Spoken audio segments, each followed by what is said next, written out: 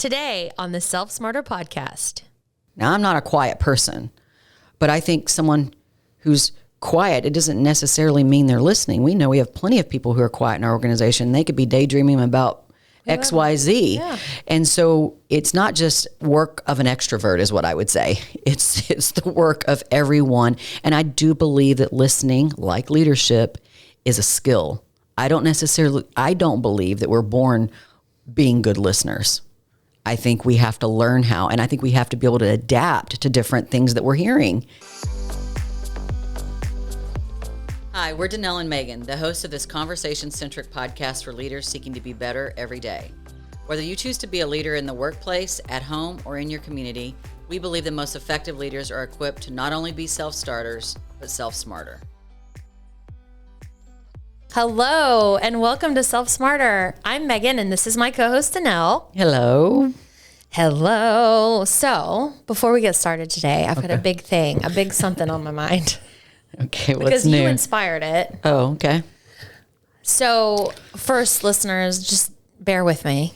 We have not talked about this, but we have both resorted to electrical shock in order to preserve our faces.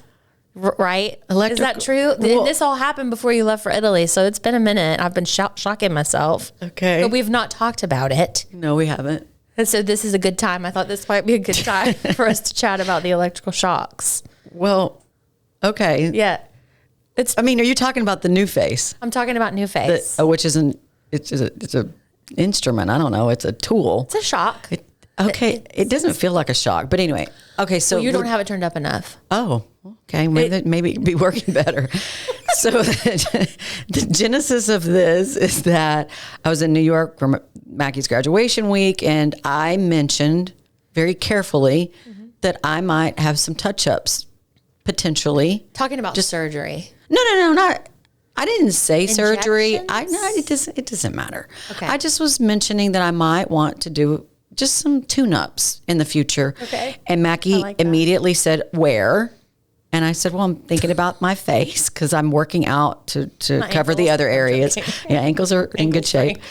And she did not like that. She was very opposed to the idea of any kind of remodel or touch-up that had to do with any kind of surgical mention, which I didn't mention surgery, but she went there. So she was like, Mom, there's all kinds of things that you can do and tools that you can use. And again, this is all from the incredible source of TikTok, I'm assuming. So she started bringing up these TikToks and she's like, there's this tool that we can buy at Sephora. Okay. And it does these certain things. It uses, again, in her words, quote unquote, science, which it's not necessarily science. But anyway, yeah, it's basically a shocking through Shocks your muscles. Yes, to make them stronger in your neck area and your face. Right. So I was like, well, that'll be something fun for us to do. And we went and bought one. And and then she read all about it, and she did the whole treatment on my face, and I made a video and I sent it to you, and you did. And you immediately bought it. Well, I didn't know that. I did not know that. I know. Yeah. Wow. Like literally. We should put that commercial on TikTok because it worked. It sure did. Okay. And I even asked my dermatologist about it, and they don't know about it. Uh-oh. So now I feel like we're... Well, Mackie, part of her pitch was it's FDA approved. Thank God. Yes. Yeah, I was looking for that nugget because I just trust. I just bought this thing. Well, I don't know that I've been shocking the hell out of myself ever since. For like 3 weeks. It doesn't hurt at all. Well, again, there's levels. So you can, for those of y'all who are considering plastic surgery or any kind of tune-ups, I think you described it. Touch-ups. Touch-ups. I love that. Kind of like Photoshop. Yeah, a little bit. But real life. Real life. It's like working out for your jawline. Yeah. And your sagginess on your face, potentially. All this, all the cheeks, the head, the forehead, all that. So ladies, maybe gentlemen. No, it's for men and women. It's for everybody. Yes. Check out this NuFace thing. And they are not an advertiser. They are not. Just saying it, but take it from us. We'll check back in on this in like a month or two. Okay. After consistent shocks, after consistent therapy.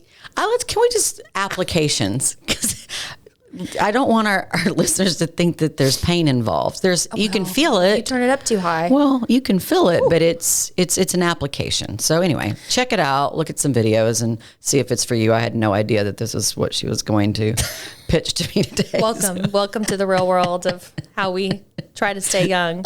Shock therapy. Well, okay, yeah. Before we start, let me just say that I don't know how we'd make it a day at our company without the help of our trusty IT services partner. Moby Systems has been our IT partner for years, and they keep us connected when computers crash and networks go haywire. The team at Moby is super helpful and understanding of people who don't know what the heck to do when equipment goes south. What I know for sure is that without them, we wouldn't be able to run our business as seamlessly as we do. With Moby Systems in your corner, you have peace of mind that they keep an eye on your company and its IT assets. We're offering our listeners a huge bonus to sign up with Moby Systems. Here's the deal. Our listeners will get their first month's service absolutely free, along with additional goodies. For more information, please visit mobysystems.com. That's MOBE systems.com. And be sure to mention Self Smarter for your first month free. Okay, let's talk about servant leadership. So I guess it was along about 2012. I thought I was way off because earlier I said 2016, but now that I think back, I really do think it was 2012. It was. You and I attended a kind of an exclusive event. It was. With Dave Ramsey, Seth Godin, and Gary Vaynerchuk. Mm-hmm. Those of you who know, you know, that's a big deal. And it was in New York City, and there were maybe 1,000 people. I think you say that usually, but I think to myself, actually, I think it was less. Okay. So less than 1,000 people to hear these leaders speak. Dave Ramsey got on stage, and he focused on one particular topic that really was an eye-opener for us at the time, and that was on the topic of servant leadership. You had known about servant leadership. I've always thought of it as just giving your time, like volunteer time to help others or to help things, but you come from a different angle from a church. Well, yeah, I mean, servant leadership is definitely, I mean, it's prevalent in churches. Yeah, and religions, different religions too. It's not just a religion, I mean, or a particular religion. So yeah, that's where my understanding, my early understanding of servant leadership, it was more relative to your church, your community, and also, 4-H plays a part of that too in my life. So yeah, I guess those were my early on relationship with servant leadership. Right. And then Dave Ramsey, what he did was he took, I think, some old principles of servant leadership and made them applicable for leaders in a business setting. And that's when the lights turned on, at least for me. Yeah. I hadn't thought about it that way, and I don't know how I hadn't, but I hadn't. And so he made it very digestible. He made it very easy to understand. And then by doing that, it made it very not easy to practice, because it is not easy. And I'm not going to lie about that because it's thoughtful and conscious. But what we're going to do today is you're going to walk us through a little bit about servant leadership, kind of those lessons. And then we're going to share that with you, with our listeners. Absolutely. To help them. Was it big? Was it as big of a deal for you as it was for me? Yeah, for sure. I mean, because what he did is he put in, I think, some of the greatest wisdom. And I think Zig Ziglar was amazing at this. I do think Dave Ramsey's amazing at this. And the list goes on and on, even Oprah to some degree. Yeah.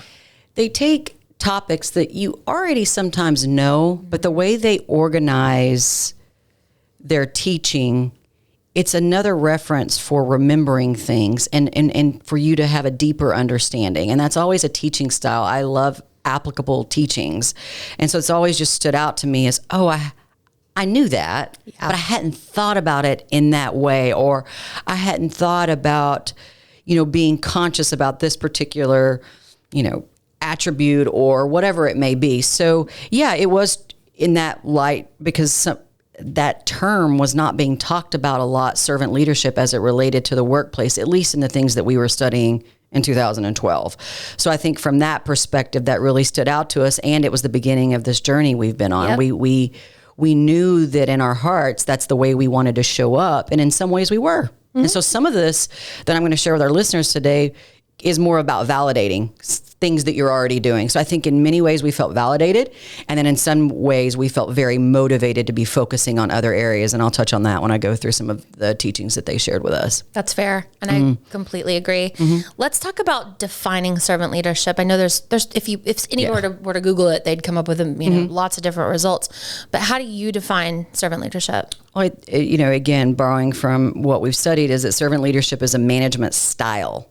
And I think style is important to remember there, and that it prioritizes the team's growth and well-being over the organization or the particular leader and the particular leader's goals and ambitions. So I think it's prioritizing those around you as the priority to help you reach those goals and ambitions. And unlike traditional leaders, a servant leader focuses on coaching and developing individuals, not just achieving the goals of the organization. And in 2012, as we've mentioned on many of our episodes, at the time we were so focused on the business results. Yeah. And it's not that we didn't care about the people, right? But we certainly were not prioritizing development and the things that that we are so committed to now, in order to be, in my opinion, a better version of servant leader. I think in many ways we were serving people, but servant leaders, I wouldn't have called us that in 2012. No. And I think we're still working. I think it's something you should always be striving to be. But back then, I think we just did not have the understanding or awareness. And so that definition is one that I think has really worked for us. And when you're thinking about servant leadership, it's actually not a concept that's that old. If you study it, you learn that really the genesis or the origin of the term servant leadership comes from an essay that was written in 1970 by Robert Greenleaf. I'll be honest with you, the essay's a bit boring. It's a little bit drab and academic, way over academic for me. But, he says, he tees up this notion. So he gets credit by a lot of different folks who talk about it more so today as being the godfather or the founder of the particular term. But for me, when I think of servant leadership, it's in the Bible. Yeah. And, in fact, the book of Mark, Jesus tells the disciples, if anyone desires to be first, he shall be last of all and servant of all.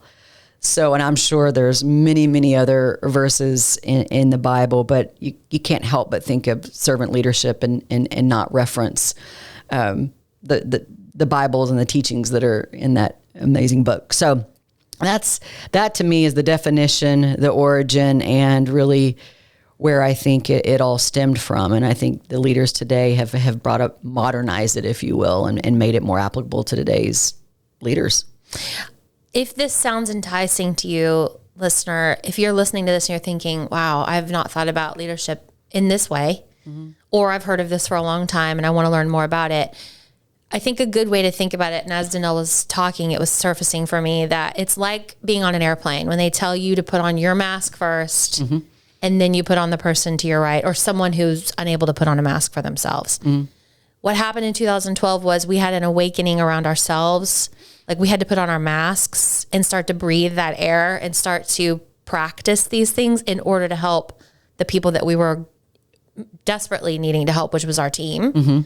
So you really have to look at yourself first. And I know Danelle's going to touch on this in a little bit, but think of it that way. And in terms of the Bible and leaders, certainly Jesus, no matter what your religion is. Oh, yeah. No, right? I'm referencing it as, yes, correct.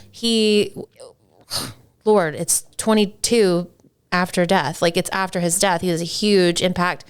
Moses also from the Old Testament, hugely put the faith and the culture of the Jewish faith ahead of his own needs and demands, and led the people out of Egypt. I mean, we could go on and on.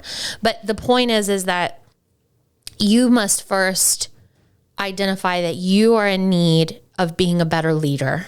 Correct. Something's missing. Something could be better. Maybe if I focus on these things. So what are these things, Danelle? What's the trick? What's the list? Yeah, I think there's many perspectives of what is to be included in servant leadership. And I think our favorite is from Ramsey Solutions, as I mentioned, because that's kind of where we were first introduced it. And they basically have outlined 10 qualities of servant leadership. But really, they reference them as qualities, but I think as we go through the list, you'll realize that it's a lot about behaviors. And we've already covered episodes on some of these behaviors. So the first one is listening.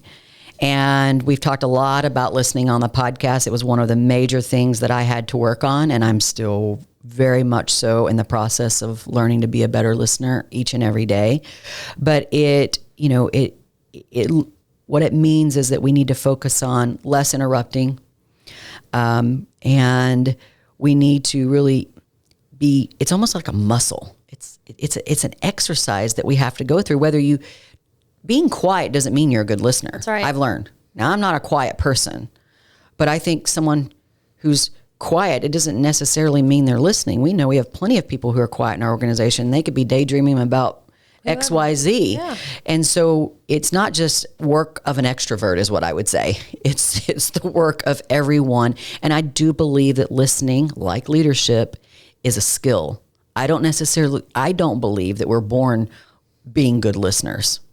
I think we have to learn how, and I think we have to be able to adapt to different things that we're hearing in order to be a good listener. And if you just look at the state of our political discord, we're clearly a country that does not listen well. Mm-hmm. A people that need better work on a debate and listening. I know I'm not trying to poke a bear here, but it's the truth. And I mean, I think you can easily see that. And so I think, servant leadership is if it's about mostly being selfless, then listening is critical and really hearing what someone's trying to communicate and tee up for you, and then being able to respond, whether that's with I hear you, or a solution or a coaching moment. So not a left turn. Correct. To Albuquerque. Something exactly. Totally random, right? Like yes. responding in a way that means I heard you. Right. And now here's what we're going to do. And I think listening also means asking good questions. Mm-hmm. And like I said, paying attention and making sure that we're conscious in those moments where we need to be distraction free,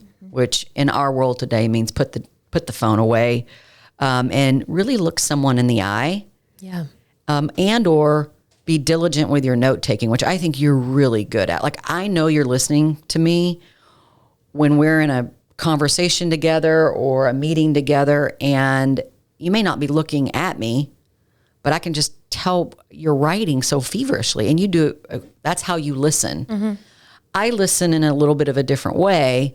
Mm-hmm. And the way I've had to learn is through eye contact and the art of asking questions. Mm-hmm. And what I really learned how to be better at, because I've been curious, so asking questions was not necessarily something I had to learn, but asking the right questions and the follow-up and letting someone finish their thought before I interject. And that's something, again, I think that a good servant leader does. And I will also say something I'm constantly learning how to be better at.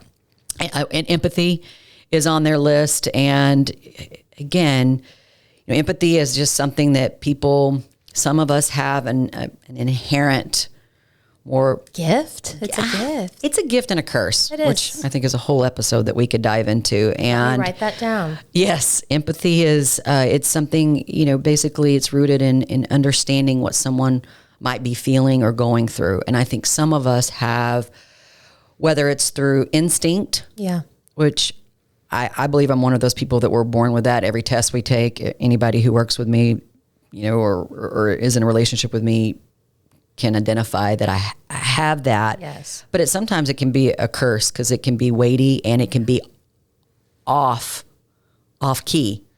Like you can be feeling something that you think someone is feeling and you just go with that versus making sure that that's what the person is actually feeling, which that's what Atlas of the Heart, please, I think that's episode 5, where Brene helps us with emotions and helps us understand that there's more than 3. And so being, an empathetic leader and, obviously I think experience plays in here. So I have a lot more empathy because I'm older than most people. Here. Yes, at this organization. Here.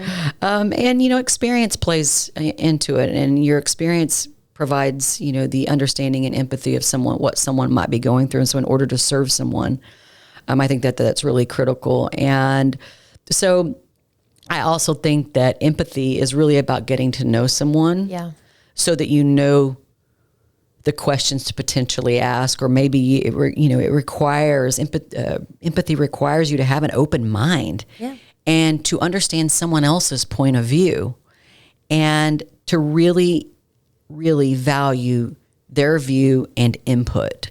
That to me is what an empathetic leader. So whether you're born with this instinct or it's natural for you or it's not something you have to work as hard as maybe someone else does, those things that I talked about in terms of open-mindedness and appreciating someone's view, that's for all of us, empaths or not. And so I think empathy is critical in servant leadership. And next up on their list is healing. No, Lord, we're familiar with this one. Yes, I feel like we're in a constant state of healing. And really it shows up as a form of emotional or helping people. I mean, they with their emotional and physical wounds and that they bring to the organization, and which we all do.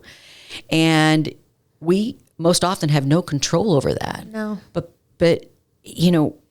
people are people, they're not machines. And if you profess to be in the people business as we do here, then people are going to bring their hurt to work. Yep. We can't help it. We're not wired. I mean, I would say some people are better at compartmentalizing and putting things in certain places, but I don't know that ultimately that's the healthiest thing in the world. And so as someone who compartmentalizes, I can tell you for sure, not healthy. Yeah. And so I think,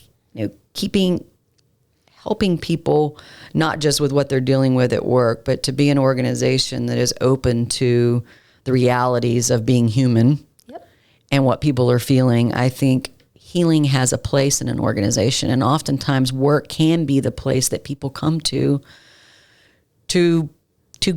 get better and to be a better version of themselves, or to help them through a season that they may be going through that might be unpleasant or quite frankly pleasant. And so I think thinking of your organization as a place where people can not only be the best version of themselves without thinking about healing is short-sighted. I'll just say it in that way. Totally. So next on the list, one that really is the genesis of this whole damn podcast, is self-awareness. And, it's pretty much in every episode we've talked about, and it's definitely part of our journey as a leader. It's our journey as people and as human. Self-awareness is something we're constantly working on, and sometimes we're getting it right, and sometimes we're not getting it right. But I do think that this is one of the reasons why we are such a self-assessment friendly organization, is because what precedes self-awareness? It's self-knowledge. We have to know who we are before we can be aware of who we are. Exactly. And that is constantly changing. So we are we are who we are, but how we react and behave, it depends on what we're dealing with. Right. And that's, if you're committed, it's in constant need of tune-ups and getting it wrong a lot and realizing it and being committed to learning from that and moving forward. And so I think that's what servant leaders do, and quite frankly, servant-minded people. That's what we do, is we understand that self-awareness is not something that we all of a sudden reach. That's right. It's not a constant game. It's right. a constant juggle. And this is where the mask, example comes in. You have to put on your own mask. To me, self-awareness is absolutely number one in the servant leader. And Ramsey lists it. I think this is number 4. But for me, I don't know that this is in chronological order. I think they're just putting a list together in terms of importance. True. Yeah. But for me, self-awareness is absolutely number 1. And how it happened here, like you said, is the Enneagram, there's Myers-Briggs, there's the fascination test that we've talked about, there's the ideal team player assessment. I mean, on and on and on. But the point is that if you want to be an effective servant leader, first, you must understand yourself, because you have to know how you're going to show up to be able to deal with all these things that you're listing, healing, empathy, and on and on and on. Yeah, I agree. And I think that our commitment to, this development, this umbrella of development, all the things that we do underneath it, because it's not just about assessments. I mean, we have a person whose role is just people development at this organization. We've talked about Hannah quite a bit, and it's the operationalizing the meetings that we have that are just dedicated to helping people on their journey. And so I think that is, definitely something that has given us the courage to be, quite frankly, gifted and flawed at the same time. And so I think that's a big part of what has strengthened our organization and our journey as servant leaders. So the next one on their list is persuasion. And I know that sounds like an odd term, persuasion, relative to servant leadership. But here's the way they explain it. And I actually loved it because it caught me off guard at first when I saw this on the list. But if servant leaders are listeners and empathetic people, so if that's the case, and we've so stated that we have to use persuasion, and we're using persuasion to gather our team around, I don't know whether it's a decision or a direction or even their own self-awareness journey. It's galvanizing people and helping them understand why it's important. So and it requires us to welcome input and a lot of thought. And I love this that Dave Ramsey says. He says, if you want employees, then boss them around. If you want team members, explain why you do what you do. And what I would add as a leader on this journey is also ask for their input. I think that's something that's very critical. So persuasion being not making it about persuading someone to do something that they, telling them what to do. Right. It's not manipulative at all. No, it's about helping them understand why a decision is being made or why we're going in a particular direction, so that they have full understanding and they're persuaded in a healthy way. Right. To follow along and to get on board and to make sure that we get where we need to go, or if the project gets completed or whatever, fill in the blank. Right. So I just think it's a super important part of servant leadership that I wasn't thinking about. That's so interesting. And it's like the difference between pointing to something, like we're all on this together, but pointing and going, go over there, go there, versus come with me. And here's why. And here's why. And here's your role. Right. Yeah. So much better, right? So much easier to swallow. And it feels better to receive that as a team member. Absolutely. So I'm down with persuasion. Okay, good. Well, the next one kind of goes hand in hand with that, and that's vision casting. And I think this is really important for those of us who are, responsible for the initial decisions in an organization or a group or a sports team or whatever that might be. And basically, Ramsey also says that, servant leaders practice dreaming worthy dreams for their business. And again, you can think about dreaming worthy dreams for your group or whatever that may be. And that servant leaders seek to accomplish a vision that benefits more than just their bottom line, referencing businesses. They want to help the world. So what they're teaching us here is that our visions, because you don't have to just have one, right, for your business, and this could be in a strategic sense and in a tactical sense, is to think about, if we do this right, there's going to be a positive outcome externally and internally for people. And I think that's important for leaders to think about that relative to vision casting, is how is this going to make a positive impact to XYZ? And it should include where people are. And I think that, that's important. I think that's a given, but thinking about it in that context was very helpful for us, I know. And we have to know where we're going as leaders in order to pave the path forward for the team. It doesn't necessarily mean we have to walk out front, but we definitely have to pave the path forward. And I know that's something, that it's taken me a while to be able to do that effectively for this organization, as I've always been a vision-centric person. I've got lots of dreams. And so dreaming something for this organization's never really been a barrier for me as, the CEO.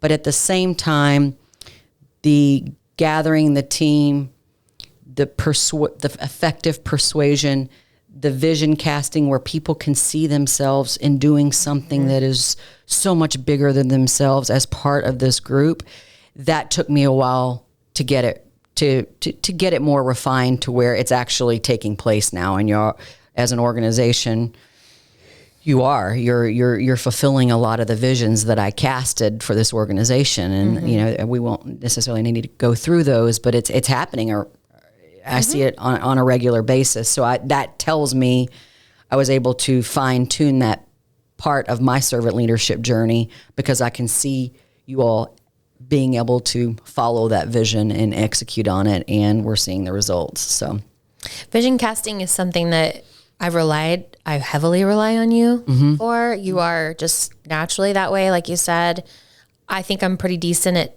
and I'm saying this for the benefit of listeners, because they probably have someone in their life, their work life, that they realize is the visionary. And then there's the executor or the strategic mind of how we're going to get there. Correct. That would be me. You're the vision caster. And then I can come in and go, okay, here are all the things that we're going to have to do to get from A to Z. Vision casting is something that I've got to work on. I rely on you for that. I can see the obvious, but you know, I just am trying to state here and be very vulnerable that this is something I am working on for our listeners. So, like, don't think you would just have to be born this way.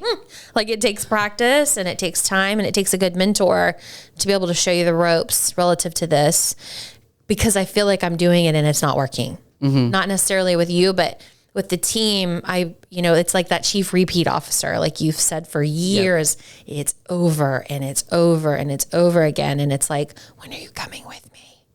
You know? Yeah, I think, yes, and we follow the EOS model. And again, we'll put all these links in the show notes as we do. And what I would say is what I learned a long time ago is that organizations have visionaries and they have implementers. And when I read those works, and there's several books on it, and again, some of my favorite books because they're tiny, is that, I was like, okay, it's okay to be the visionary. Yeah. I need to let her implement. And I think the fact that you are a natural implementer, or, a strategist, how we're going to get there, now transitioning into that vision. Everyone has visions. It's just working that muscle and working your communication styles. And you've got to find your own. Yep. So you have to find your own, because my way is not going to naturally work for you. Right. And again, we're built differently, thankfully, because I couldn't work alongside another me. That's for damn sure. Yes. But and I think for you and others that may see themselves in what Megan shared just now, is that vision is a very important part of all levels and aspects of leadership. So it's about communicating. It's a communication exercise is what it is. And so I think that if you think about it like that versus, oh my gosh, I have to come up with all these big ideas and I have to be able to put together this 5-year plan. Whoa. Yeah. Start smaller than that. It can start with projects. It can start with leading an initiative. I mean, hell, it can start with, I'm going to lead the next company get together, and I'm going to do it with people that I need help with. And I'm going to practice that skill of here's the outcome we want. And here's how I see it coming together. Tell me what you think about that, and getting the input and all the things we talked about, and really gathering people around it. Again, maybe we should do an episode on casting. I think so. Vision casting. Vision, something around, something about vision. The next one on their list is foresight. And it's almost, I think it's definitely, foresight is imperative for the leader to be able to, and I hope that we're doing that with this podcast, is to be able to look on past experiences, take from that experience, and be able to apply that for what's needed to go forward. And I think servant leaders are practicing foresight. So it's understanding what has worked, what hasn't worked, and what we may have not experienced yet. And so I, again, have a rich background in consulting, and one of the things I do through consulting when I'm working on whatever the project may be is it's kind of like green light, yellow light, red light. Green, what's working? Red, what's not? Yellow might be somewhere in between, and then there could be the blue light. The blue lights, we don't even know, or we haven't even tried that before. Yeah. So I think foresight is just being disciplined enough to think through those things when decisions are being made in an organization, potentially when you see a behavior in a particular individual that could be positive and or struggling. They could be struggling, but using foresight to apply to a particular situation. So foresight and empathy kind of have a little bit of a relationship, I would say, but that's the way that they believe that the Ramsey Solutions, as a list we're reading from, that foresight is an critical part of servant leadership. So I'm glad we're talking about foresight as it relates to this podcast, because you're almost the listener. You're using foresight to project your future by listening to stories from our past. Mm-hmm. Like if you haven't gone through some of these things yet, odds are you might, right? So for us, it's giving you that knowledge so that you can sort of pave your path the way that you need to for your own individual circumstance. And foresight, if it's done well, it's helping people get to where they want to go faster, and by eventually, hopefully, avoiding some of the pitfalls.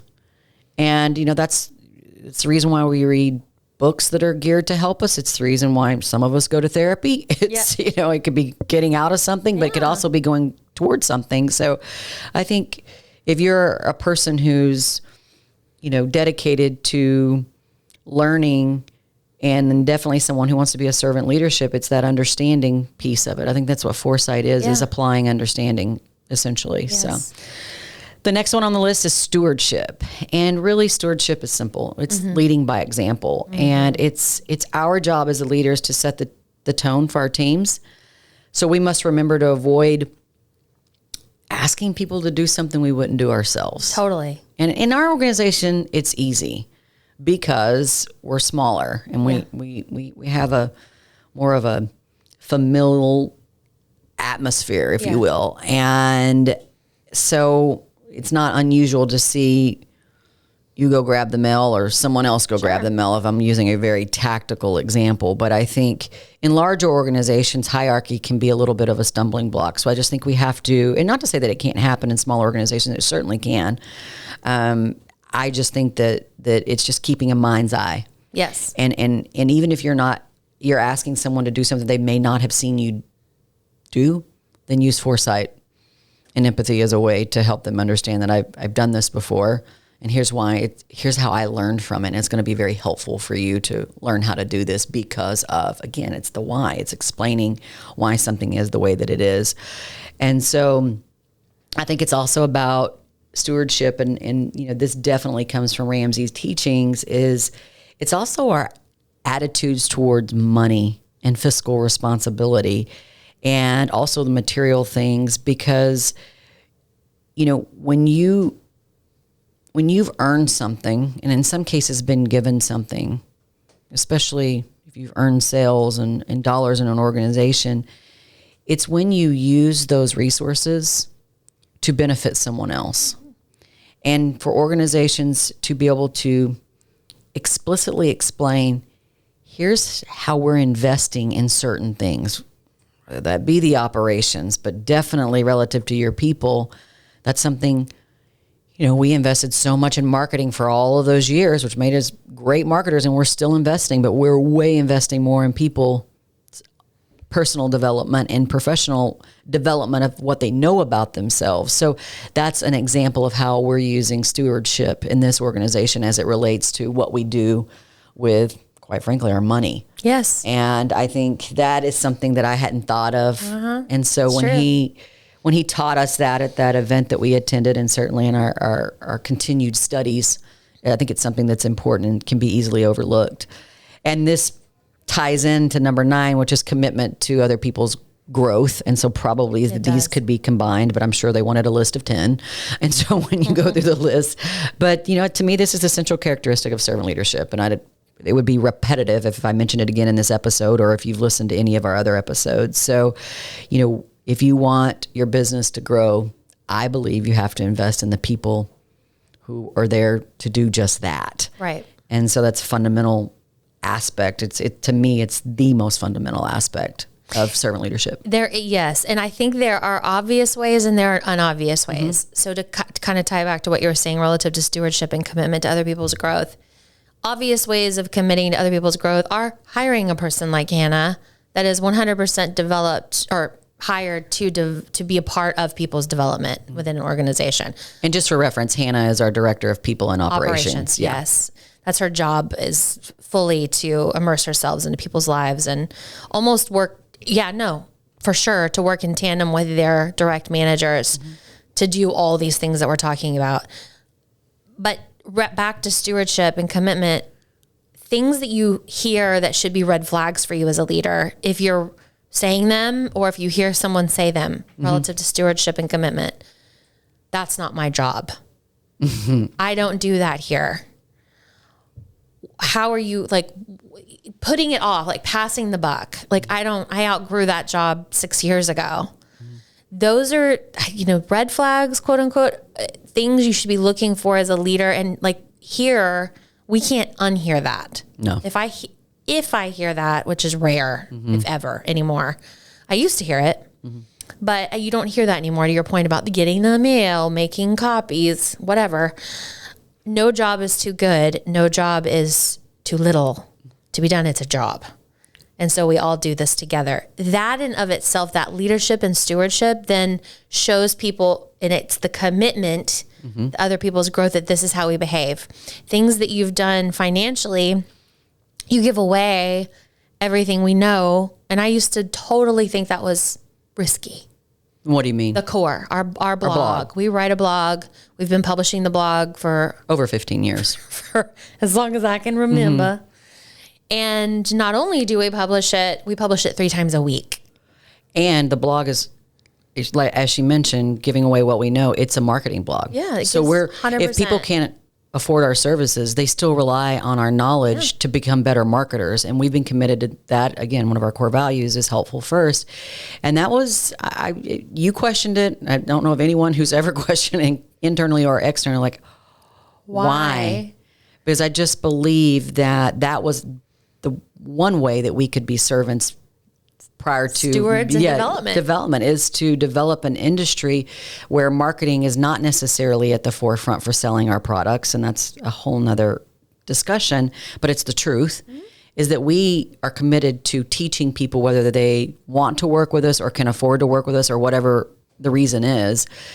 As a marketer, you have a resource that you can rely on 52 weeks out of the year to bring you 3 different articles that can help you be better. And it's interesting because we've been committed to that for over 15 years and we have year over year growth. So it hasn't held us, it has not held us back. I know. And as a less experienced leader at the time, I didn't understand, but now I get it. Now I want to give away our services. I'm talking to you all the time about, I think we should just give it away. And you're like, okay, because if you're going to give it away, then you're going to prove to somebody that it works for them. And then they're going to want it again. Yeah, it's proof of purchase is really what it is. It's you're earning trust, and again, I think it works for us. I don't know that it works for all organizations, but we've been committed to it for a long time, and it's something that I'm very proud of. But it was also something that we were exclusively focused on. Yeah.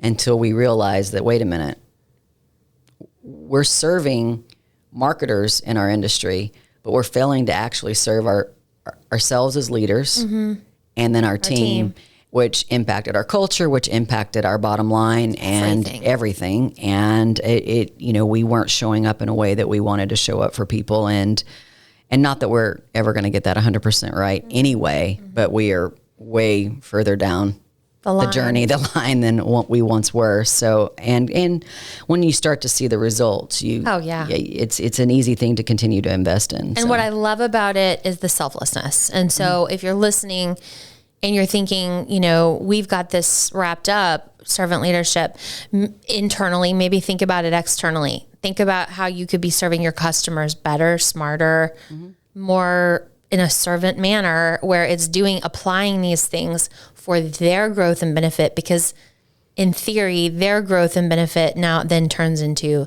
your growth and benefit. So it's foresight. It's all these things mixed together. It is. And I think the 10th quality on their list is building a community or culture. And to me, community is, if you're building that and if you're fostering that, it is essentially the culture. And to me, it should be the result of the other, all these things that we've been talking about or that are part of this list. And it's just the result of consistent servant leadership should be the building of a healthy community, and culture is another way to say it. So I would say also that when you're saying building a community, a good example of that is teams who trust each other work together to get more done.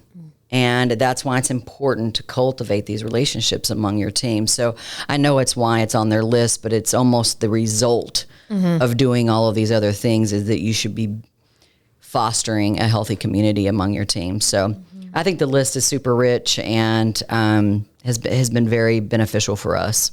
Yeah, and at the end of the day, it's super helpful just to have it as a reminder of, like we were talking about this list, and I was like, I'm kind of failing at that. Or let me not say failing. I need to work on that. Exactly. That's something I need to work on more, maybe put some more conscious effort behind in my daily life.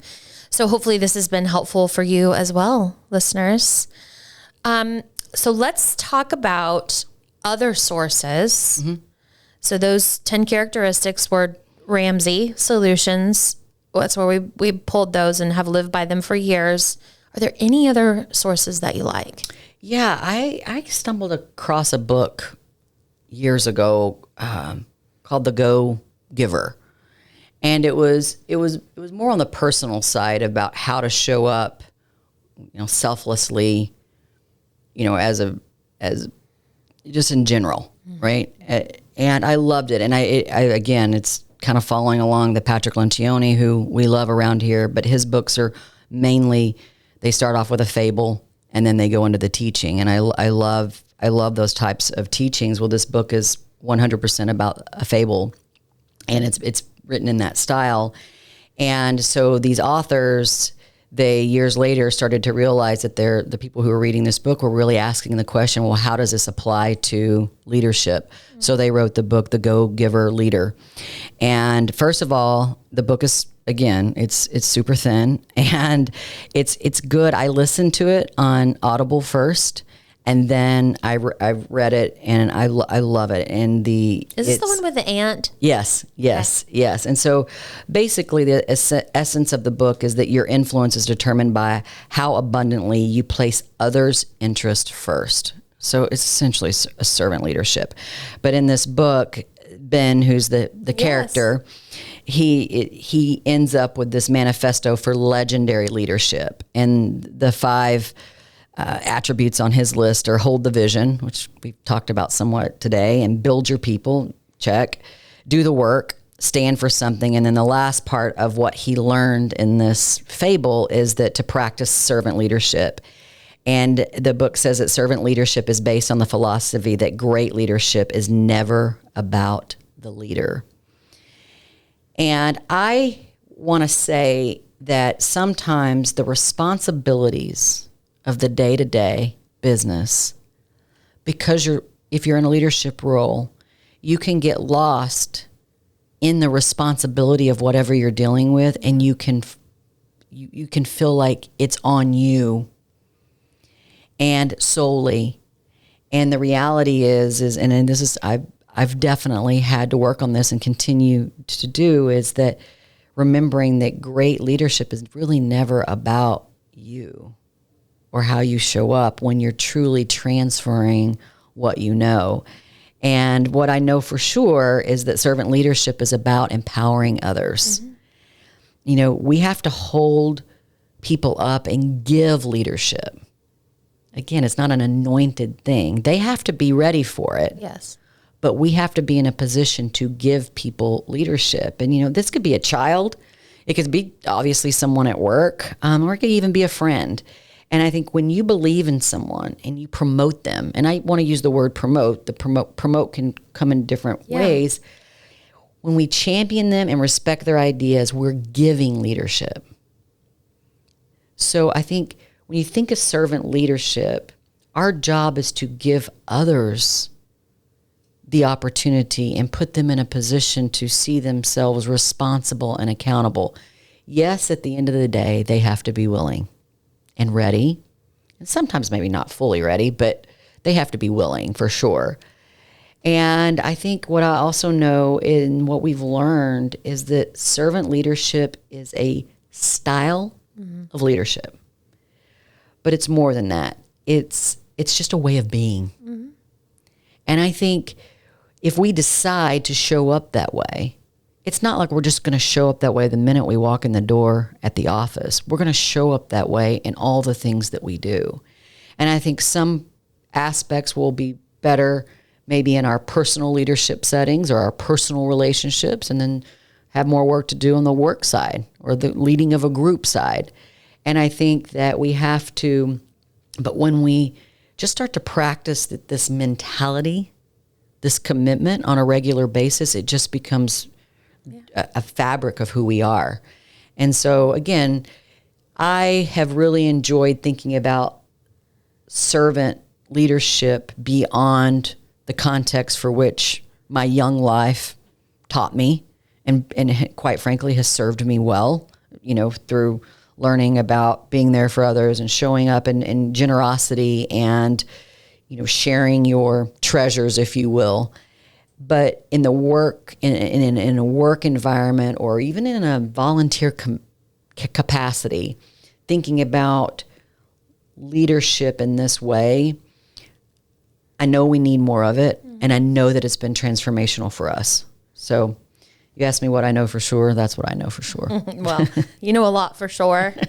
And you continue to be a role model for not only me, but this business and these women, now people, men and women listening to our podcast, maybe even David, our producer, our team. But yes, thank you for that. I appreciate it. And you are an excellent servant leader. Oh, thank you. So I just want to say that. Well, thanks. It's a work in progress. Yeah, we all are, aren't we? We all are. All right. Speaking of work in progress, let's talk about the 80s. How is that a work in progress? We've been working on progress ever since the 80s. Well, we're children of the 80s. We're definitely children of the 80s. I don't know that I've been working on. Well, I guess I've been working. Yeah, you have. I guess so. Heck yeah, you have. But really what I want to talk about relative to the 80s is music. Yes. Because the bright light of being children of the 80s is this wonderful legacy of music that we have. And you and I love music. We listen to music, all kinds of music. Mm-hmm. My family does too. My child's obsessed with music. As is mine. Yes, yours is too. And so I wanted to ask you, because I think you've told me this before, that the 80s genre, 80s decade is the best decade of music. By far. Of all time. Of all time. So I just wanted to give you a platform and space. Because I think to argue that. This is her polite way of saying I'm probably going to argue some of this. When I think of music, and obviously I haven't lived through all the decades, so maybe the 50s were. And I know that there were breakthroughs. Elvis Presley. I mean, there's just breakthroughs in every decade relative to music. Sure.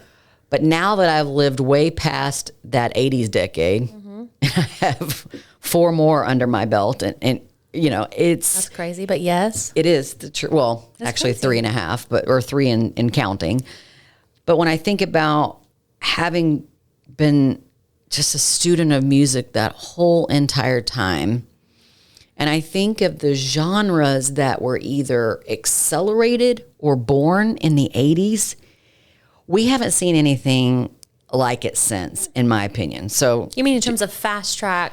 In terms of, like, if you think of country music was a thing, it's been around for a long time. But when you think about the 80s, it was just about to go into the stratospheric recognition that the 90s brought to us. But 80s is where it started to really gain traction. If you think about more people being exposed to country music. Yes. It was becoming less of just small pockets of the U.S. or the world listening to it, right? All these different things. It was becoming a lot more mainstream, and we can thank King George for a lot of that, and George Strait, that is. And so you think about country music, it was really starting to gain steam. But then if you look at the pop music genre.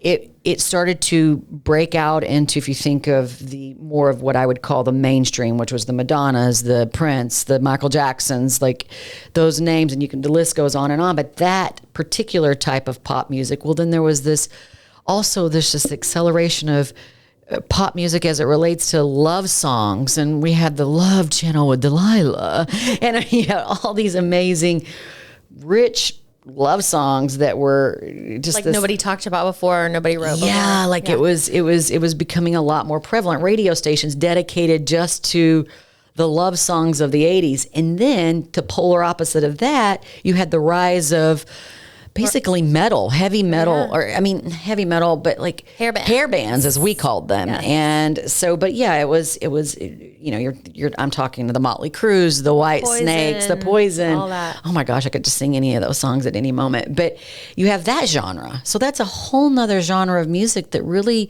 it was starting maybe in the 70s, but really came into major popularity. MTV. Mm-hmm. And so that plays into, well, quite frankly, a lot of the pop and the rock genres. Obviously, that's what MTV was started for. So then you think about that. Then you think that rap was essentially born, becoming more like Run recognized DMC, in the Sugar Hill 80s. Gang. So you have that. And then you have when you're thinking about 80s music. So if you're just listening to regular 80s music, there was a style beyond the Madonnas and again, what I would consider the mainstream that really played into the movies of the 80s. Mm-hmm. So if you think about all of those amazing movies, their soundtracks were their own genre. Like Footloose. Oh, absolutely. And 16 Candles and St. Elmo's Fire and the list goes on and on. And so I think that really played a huge impact. So you almost have a genre of soundtrack that shaped us during that time period. And then I'd be crazy not to mention the whole punk, when punk kind of came out of the underground bars in London and really started to, you have The Cure and you have this. God, the best. The best. I mean, I know you think that. So, and I don't always love all of that music. And I can't even name half of the artists that were in that particular genre, but I recognize a lot of the music. And when you think about the fact that there are still today radio stations, at least here, and actually I travel a lot, so they're all over, but radio stations dedicated exclusively to the 80s. And not that there's not to the 90s and the 2000s, but come on. The 80s. So good. So I'm not going to argue with you. I think this is true. And having a young, adult daughter who grew up listening to that music, I mean, I'll still walk in today and, she'll be jamming out to Fleetwood Mac or whoever it may be. Yes. And she's just likely to listen to that as she is Casey Musgraves. Right. And so I think the 80s it really, again, as I said, it gave us so much option. Yeah. And again, I'm a huge country western fan. Yeah. But I really struggle with the genre of music today. The style of country music I've struggled with for quite a while. But when I think about the 80s and I think about all the options I had, I mean, I was born in 72, so, it was definitely a adolescence and then all through my teenagers. I graduated high school in 90, so the 80s were huge. And so I definitely have a perspective and opinion in that light, but I also can tell you that that is my case for the 80s being the best musical decade of our time, or at least my time. I agree. And I was thinking, whenever you do like any kind of class where they talk about different generations, our generation, the X generation, one of our key indicators of our generation is MTV. It is. And like Yo MTV Raps and all that stuff that you just talked about. So a lot of our generational triggers, I don't know if like the right thing, the correlation. No, they're influences. Is music. We are one of the most Madonna, influenced Michael by Jackson. Absolutely. Yeah, that's us. Yes. Like in a nutshell, name our, who's our generation. It's that. It's those people. So I agree with you. As an X-gener, I'm here to say the 80s was the best music genre and decade of all time. Well, I love being agreed with, so yay. So we all win today. And we hope you've won too by listening. Thank you so much for coming. Thank you so much for listening, your continued support of our podcast, and our support of you, quite frankly. We appreciate it.